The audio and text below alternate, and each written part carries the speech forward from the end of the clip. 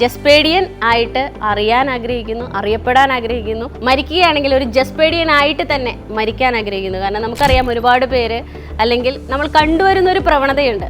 നമ്മൾ പലതും ചെയ്യുന്നു, പലതും ട്രൈ ചെയ്യുന്നുണ്ട് അല്ലേ?